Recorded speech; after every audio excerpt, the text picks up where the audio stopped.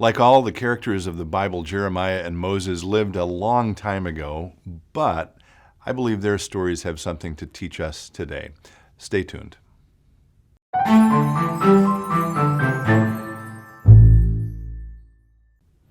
Hello, friends. Pastor Tim Westermeyer here, Senior Pastor of St. Philip the Deacon in the western suburbs of Minneapolis. It's good to be with you as always. We're taping this on January 31st. So I've got a couple things on my mind. First of all, I'm a big tennis fan, and so shout out to Rafael Nadal, who will never see this, I'm sure, but wow, if you follow men's tennis or women's tennis, what an amazing Australian Open. Incredible. So congrats to Nadal on the 21st major. The other thing on my mind is I preached this past Sunday.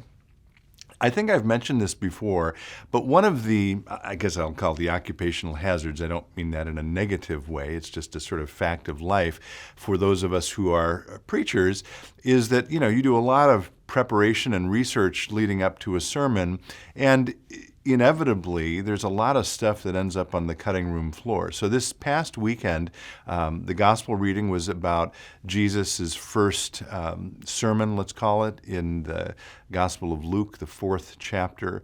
And the Old Testament reading was about the call of the prophet Jeremiah. And I fully expected that I would actually preach about the call of Jeremiah.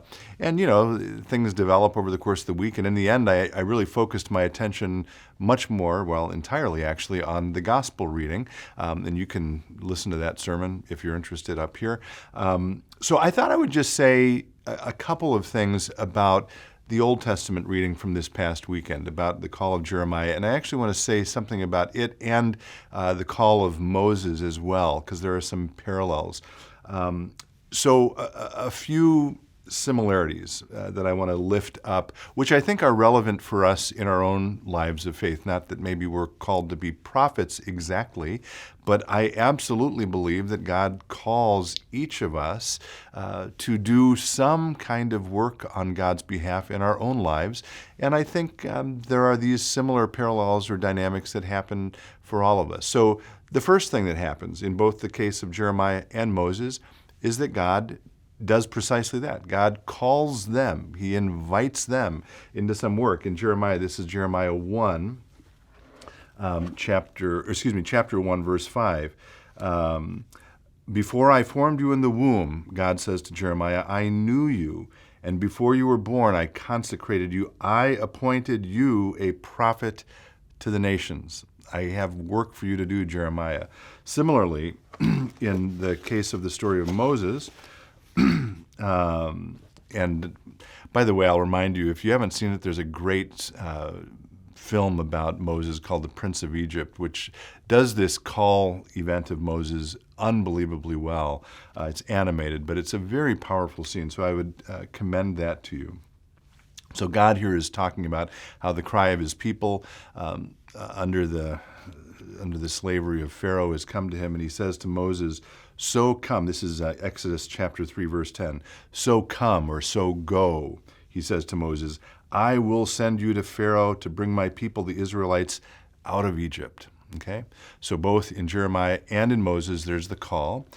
Then in both cases, you get the response from the prophet, which is basically, thanks, but I have other things to do. Not interested.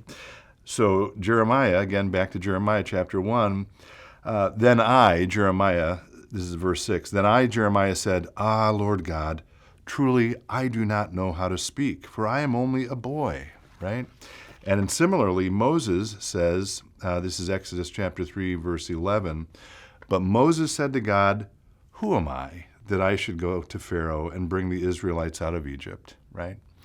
And I will say the story of Moses, this back and forth between Moses and God goes on for a long time. I won't tell you the whole narrative here, but fundamentally, both Jeremiah and Moses say to God, thanks, but no thanks.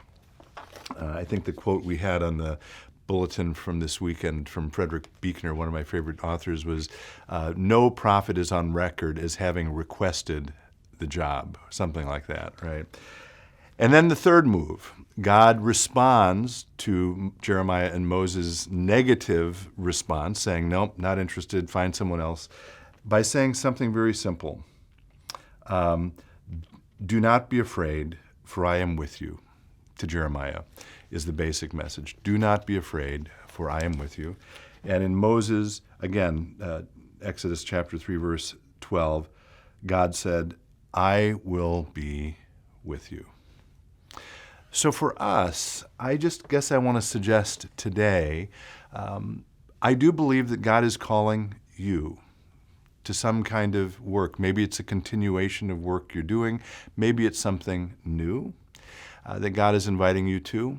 That's the first point. Second point is I do think it's human nature to question whether that's really happening, to question who would I be to try to do God's work in the world. I don't have the words. I don't have the capacity, God. I'm not strong enough, right? I think that's a natural human reaction when God invites any of us to do work of some kind. And then the third is that word of comfort. And by the way, this word of comfort doesn't mean that you're going to be protected from all danger, or that you're going to live a life that isn't without risk or pain or challenge because of what God is inviting you to do. But what God does promise is, I will be with you through it all. And I want to leave that with you today and pray that for you and for all of us, we can hear God's voice and follow it into God's bright and hope-filled future. Thanks as always for being with me. Be well, stay in touch, and God bless.